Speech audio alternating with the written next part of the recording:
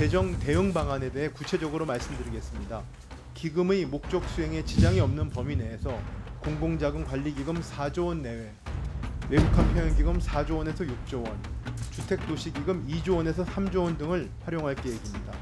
장관님께서 지난 9월 재추계 보고 때 당시 외평기금 추가 활용 검토는 하지 않겠다고 말씀하셨는데 또 외평기금 4조 원에서 6조 원을 활용하겠다고 했다는 것은 이 2달도 되지 않아 결과적으로 말을 바꿨다는 지적을 드리고 싶고요. 그다음에 이번 발표에서 외환시장 대응 여력을 훼손하지 않는 범위 내에서 지금의 외평기금 예탁금을 일부 축소하겠다는 의도로밖에 해석이 그건 절대로 아닙니다, 의원님. 그건 절대로 아닙니다. 네, 그 부분도 나중에 설명을 드리겠습니다. 정확하게 자료를 네. 좀 주시기.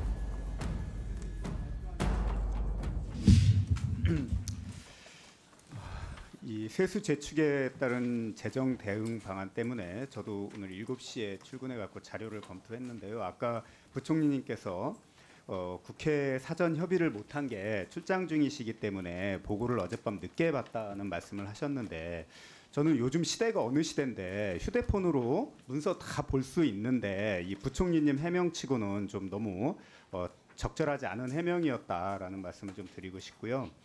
그 오늘 기재부 국정감사 진행 중에 맞춰서 재축에 따른 재정 대응 방안을 발표했는데 발표 타이밍은 차치하고라도 이 재축에 따른이 아니고 정확히는 30조 원 세수 결손에 따른 대응 방안 아닙니까? 예, 저는 그게 맞다고 보고요. 정책 실패에 대한 대응을 자꾸 국민 앞에 통상적인 업무인 양 공표하는 식의 행정은 시정되어야 한다고 생각을 합니다.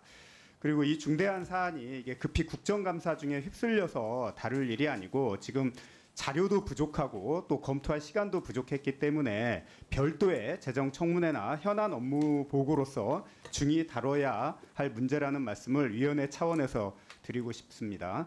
그리고 전체적인 내용을 이제 지적을 하자면 장관님께서 지난 9월 재추계 보고 때 당시 외평기금 추가 활용 검토는 하지 않겠다고 말씀하셨는데 또 외평기금 4조 원에서 6조 원을 활용하겠다고 했다는 것은 이 2달도 되지 않아 결과적으로 말을 바꿨다는 지적을 드리고 싶고요.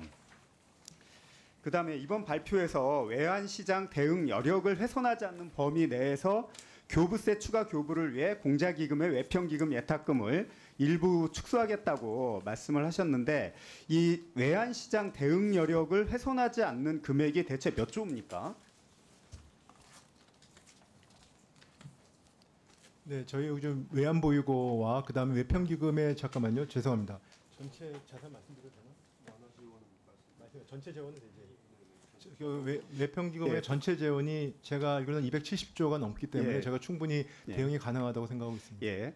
그 현재 환율 1,400원이 이 뉴노멀이라 이 외평기금에 여유가 있다는 것인지 어쨌든 이 외평기금 4, 6조면 이 외환시장 대응 여력을 훼손하지 않는 범위라는 근거를 제시해 주시기 바랍니다. 네. 또 이 지방자치단체와 지방교육재정으로 갈 돈을 6.5조 원 배정 유보하겠다고 하셨는데 이 가뜩이나 경제가 어려운 상황에서 불용 예산을 줄일 노력은 전혀 없이 통상적 불용이라면 이미 9조 원까지 불용 확정된 것처럼 쉽게 말하고 있습니다. 이 기재부 발표 자료에 부동산 거래 회복 및 공시가격 상승에 따른 취득세, 재산세 증가로 안정화 추세라고 하지만 실질적으로 서울과 수도권 중심으로 부동산 거래가 회복되고 있고 지방은 아직 회복되고 있지 않습니다. 그래서 이 기재부가 말한 부동산 거래 회복 지자체들은 대부분 보통교부세 미교부 단체로서 이 서울시와 수도권 대도시의 경우에는 영향이 없겠지만 지방재정이 열악한 광역자치단체의 경우 전체 세입의 40% 이상을 교부세가 차지하는 점을 감안하면 열악한 지방의 중소도시들은 더욱더 재정 여력이 없어서 이 지역 주민들의 복지 재원으로 돌아갈 예산이 저는 부족할 우려가 있다는 말씀을 드리고요.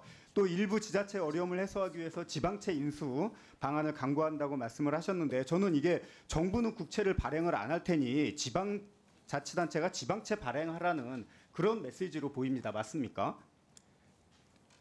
말씀을 드리면요. 예. 지자체 같은 경우에는 저희가 구체적인 말씀을 지금 드리기는 어렵습니다만 전국의 광역지자체들의 가용 지원이 부족한 곳들이 있는데 전체 규모가 통상적으로 지자체에서 나오는 불용 규모보다 작습니다. 예, 그래서 이따 의원님께, 끝나고 아까 저희는 말씀 좀- 의원님께서 해주시고요. 시간이 없어서 예. 파악이 안 되셨겠지만 예. 저희도 더 파악을 해보겠습니다. 혹시 예. 지자체 저는 상황에서 예. 저희가 모르는 다른 부분이 있으면 저는 제가 같이 좀 볼 얘기해 때 주셨으면 이거는 좋겠습니다. 정부의 역할을 방기한 걸로 보여지고요. 오늘 그 국회 입법조사처에서 이 보통교부세 당해연도 미교부 현황과 향후 과제라는 보고서를 발표를 했는데 제가 시간 관계상 말씀은 안 드리겠는데 이거 꼭 한번 읽어보시기 바라고요. 그다음에 이 지금 윤석열 정부 들어서 공공임대주택 공급 실적과 예산을 5조 원 넘게 24% 축소시켰지 않습니까? 맞죠? 근데 내년도에는 공공임대주택의 예산은 줄었지만 그 공급 규모는 저희가 최대로 하기로 지금 되어 있습니다. 그래서 이 올해 2, 3조 원의 기금을 이쪽에서 또 활용하겠다는 거는 이 무주택 서민들을 위한 공공임대주택 건설을